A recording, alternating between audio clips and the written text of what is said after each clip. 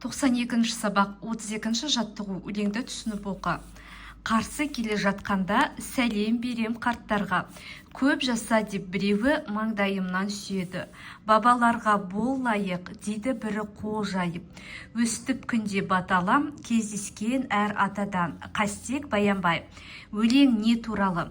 Өлең бата туралы, яғни үлкен кісілерден бата алып, бірінші амандасқан сайын үлкен кісілер бата береді. Сол туралы айтып жатыр мына өлеңде. Батаны кімдер береді? Батаны үлкен кісілер береді, яғни ата мен әжелер береді. Жалпы үлкен кісілер береді батаны. Тіпті апалар да беруі мүмкін, ағалар да беруі мүмкін. Бірақ көп жағдайда бізде үлкен кісілер береді. Келесі 33-ші жаттығу. Берілген сөздердің ішінен жалқы есімдер теріп жаз. Жалқы есімдер дегеніміз не, балалар, естеріңде ма? Жалқы есім ол кісінің аты жөні, жер су аттарына қойылған атаулар, яғни олар үлкен әріппен жазылады. Сол себептен мына жерде үлкен әріппен жазылған сөздер теріп жазамыз. Ол бізде Қаратау, Мағжан, Тараз, Қазақстан, Тобыл.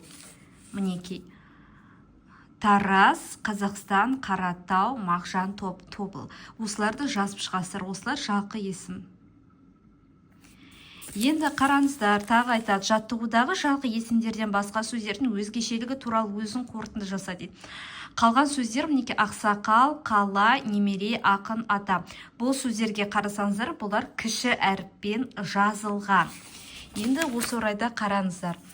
Жалқы есімдерден басқа зат есімдерді жалпы есімдер деп атайды. Жалпы есімдер кіші әріптен басталып жазылады. Мысалы, ауыл, әже, құс, көше деген секілді. Түсініп қоя, кіші әріппен басталып заттардың атаулары жалпы есім деп аталады. Мақалды жатқа жаз. Батамен ер көгерер, жаңбырмен жер көгерер. Жалпы есімдерді тап. Жалпы есім дегеніміз біз кіші әріппен басталатын сөздер. Ол ер, жер, бата, жаңбыр. Түсінікті ғой? Жалпы мақалдың мағынасын түсіндір дейді. Батамен ер көгерер деген әрбір үлкен кісілер бата берген сайын, яғни батада қандай бата айтады, жақсы сөздер айтады, оны періште аумен деп сонда ер көгерер деген жағдай жақсарып, одан самайын керемет болу мүмкіндіктер. Жаңбырмен жер көгерер деген жаңбыр жауған сайын судан жер нәр алады. Ол да гүлге, шөпке су құйсақ өседі ғой, көгеріп, гүлдеп, әдемі болады. Сондай мағынада айтып тұр. Шығармашылық үзіліс 35-ші жаттығу. Ұйқасын тауып оқы. Сананың ұйқасы, мінекей.